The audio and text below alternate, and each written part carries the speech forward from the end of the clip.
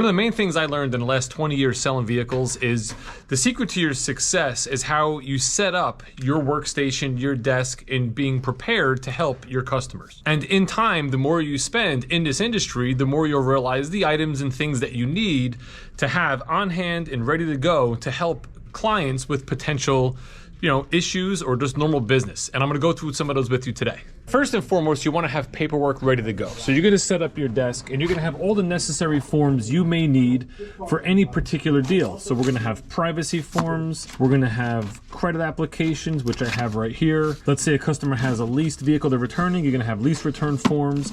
You wanna have all your forms and documents on the ready that are your printed forms. You also wanna have all your digital forms ready. So I actually have folders on my desktop with forms that we need that we can fill in as a PDF. These are such forms like, for instance, when we have an electric vehicle, we have forms for the federal rebates, forms for New Jersey's rebates. We have forms for our certified pre-owned vehicles that we have to fill out. And by having it here on the computer digitally, it makes it very easy, like I said, to fill it in like a PDF and print what you need to print. And over the years and years of doing this, I've realized the forms that I need on a regular basis, and I have them scanned in and on my desktop ready to go.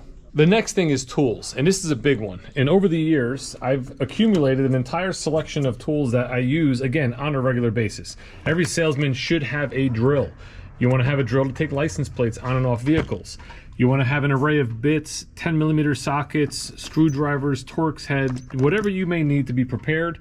And vice grips, probably one of the main necessities you need as well, because a lot of times those screws are completely rusted on and you need these to break them free and take the plates off for your customer. I also have a flashlight in here because you never know when you have to do something at night. We have a measuring tape because you never know when you have to measure cargo space for somebody, or they try to fit something in, they want to see the dimensions of the interior of a car. These are all things that should be acquired over time by salespeople. I even added this drawer to my desk to house everything to make it nice and organized. Another thing I've also noticed over the years is it's very useful to provide charging for your customers. This way they can charge their phones if need be, their children can charge their iPads if they're playing games, keep them occupied while you're working the deal. So you want to make sure you have charging infrastructure set up at your desk. So as you can see here, we have a wireless charging pad for our customers for their cell phones. We have an array of outlets, USB ports. I even have a USB-C cable here, which they can use as well as I can use to keep my GoPro charged or my phone charged as well. Now, as you get your desk and your workstation all set up, it's just gonna make it that much easier to sell cars and handle your tasks on a daily basis with your customers. But trust me when I say, this will not go unnoticed. For the last 20 years, I've seen many salespeople come and go that would understand the way I have personally set up my entire desk and utilize that for their own personal gain as well. In that they'll ask you for forms that they know you have in your desk. Or they'll say, hey, could you email me the certified pre-owned checklist form? I have to fill one out for my client. I've had salespeople use my wireless charging pad right in front of customers, picking up their phone or putting it back on it. Get asked to borrow your power screwdriver to get plates put on. They come in looking for your vice grips. Now, these are all things that can be purchased and acquired by other salespeople, but I'm a kind guy, so I let people borrow it. And I let people borrow it over and over and over again, to the extent that now we have habitual offenders who just take advantage of the situation.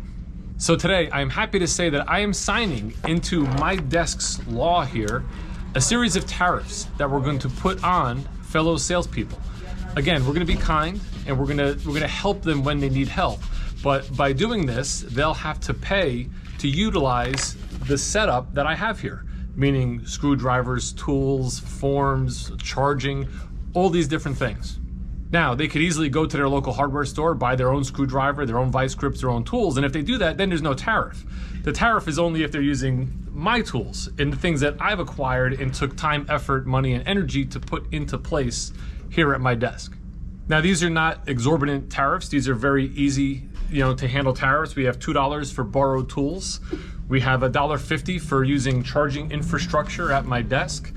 We have $1 per document, whether that be printed or digital. So these are, very simple tariffs that can be applied to any salesperson here should they need to borrow any of the things that I've set up and arranged for my personal business here at the dealership. I have a nice placard here that I made that we're gonna hang up right here on the desk.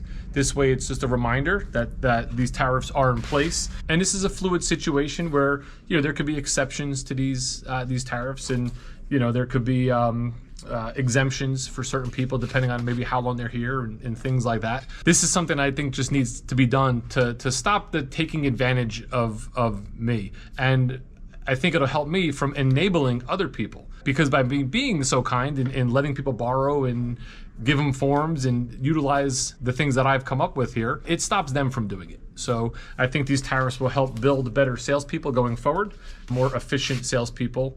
And at this point, if we'd like to, I'd like to take any questions. Mr. Dave B., what happens when the salesperson goes in your desk and removes the tools without your acknowledgement?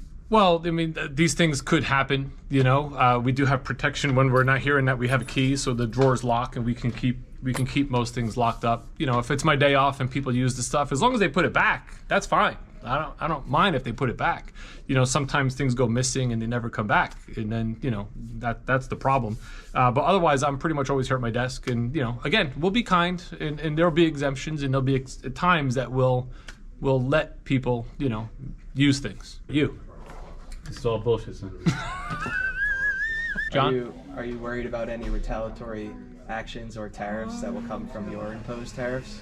You know, it is something that could be expected. It may happen that, you know, salespeople will realize what I'm doing and realize that it's probably a benefit to them to do the same thing. And I'm just going to have to take a look at and see how much I need, you know, them versus how much they need me, essentially, as bad as that might sound. But So what are your plans for, like, the money from the tariffs? From the tariffs. Great question. And I haven't really decided that yet. But what I'm thinking is we're just going to put it in a separate fund as we accumulate those funds. And at that point, you know, who knows? Maybe we'll have a pizza party, or we'll get some McDonald's or something. We'll put it back into the team. This way we can build that camaraderie in the team and kind of all work together. Again, this whole tariff idea is instituted to help people set up their workstations in a more efficient manner as well. All right, we'll take one more. We got one more. Corey. In real time, how do we think that the tariffs are going to affect the American-made cars, despite the fact that... No, this is tariffs from my desk. That's actually pretty funny, though. Tariffs from your desk? I have instituted a selection of tariffs for you folks. didn't tell me that. Yeah, no, I didn't tell you that. So right now we're doing $2 for borrowed tools. We're doing $1.50 for phone charging. So you're looking for suggested tariffs. And $1 for documents, both printed and digital. No, we're just kind of having fun with this situation. And, you know, I think that'll be all for today. But here, take some pens. Here, have a pen. Thank you. I would say you could, yeah, there should be a tariff for highlighter use.